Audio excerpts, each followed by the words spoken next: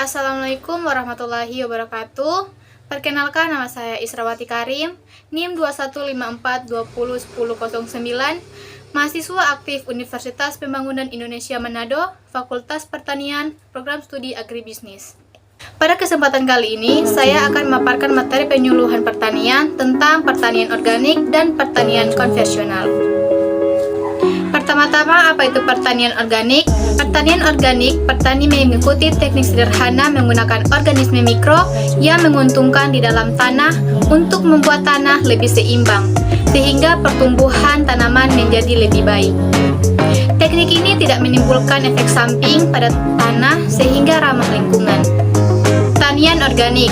1. Metode menumbuhkan tanaman, buah, sayur-sayuran atau tanaman hias tanpa menggunakan pestisida, herbisida atau pupuk buatan.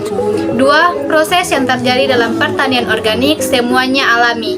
3. Memiliki tujuan jangka panjang karena menjaga nutrisi tetap ada dalam tanah.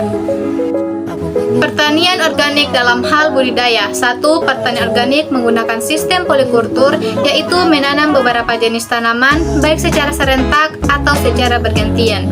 2. Hal ini baik bagi tanah karena mengembangkan berbagai macam jenis organisme mikro sehingga memperkaya unsur hara tanah dan membantu dalam pengendalian hama secara organik. 3. Pengendalian hama secara organik selain dengan rotasi tanaman, juga dengan menanam tanaman lain yang menarik organisme yang merupakan musuh dari hama. Keuntungan pertanian organik bagi konsumen. 1. Tanaman yang ditumbuhkan secara organik memiliki nutrisi tinggi, mengandung vitamin dan mineral lebih banyak atau lebih sehat. 2. Produk sehat bebas dari kontaminasi bahan kimia yang disengaja atau aman. 3. Produk lebih awet dan tahan lama. Keuntungannya bagi lingkungan. 1. Ramah iklim. 2. Ramah ekologi. 3. Kualitas mutu lahan baik. 4. Penghasilan meningkat. Kelemahan dalam sistem pertanian organik yaitu 1. Ketersediaan bahan organik terbatas dan takarannya harus banyak. 2. Transportasi mahal karena bahan bersifat ruah.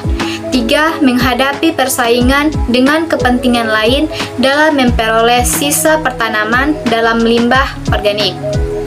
Apa itu pertanian konvensional? Pertanian konvensional, petani menggunakan pupuk kimia untuk menambah nitrogen, fosfor, dan kalium ke dalam tanah. Bahan kimia ini membunuh bakteri mikrobis yang sangat berguna untuk meningkatkan unsur hara tanah dan kemampuan menanam dalam menyerap nutrisi tanah. Pertanian konvensional dalam hal budidaya. 1. Menyebabkan sungai, danau, atau saluran air dapat tercampur pupuk buatan, herbisida, atau pestisida yang terbawa air irigasi. 2. Setiap tahunnya penggunaan pupuk buatan harus terus meningkat untuk menghasilkan jumlah panen yang sama banyaknya. Ketersediaan nutrisi berkurang dan struktur tanah menjadi miskin hara karena bahan kimia menghancurkan organisme mikro di dalam tanah.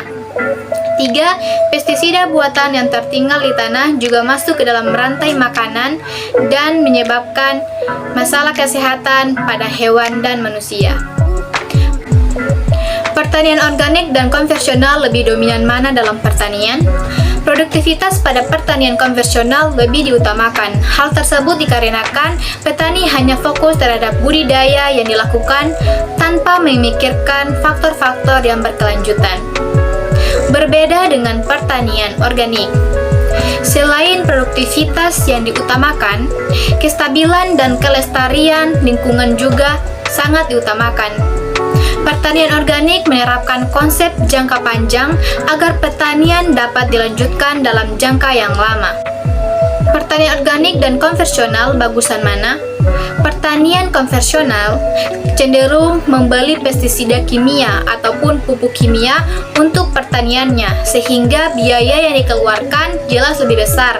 Sedangkan pertanian organik lebih memanfaatkan sumber daya alam yang ada untuk mengandalkan pupuk maupun pestisida, sehingga biaya-biaya produksi yang dikeluarkan lebih kecil. Itulah pemaparan materi penyuluhan pertanian dari saya. Semoga bermanfaat. Bila ada kesalahan, saya mohon maaf. Terima kasih. Assalamualaikum warahmatullahi wabarakatuh.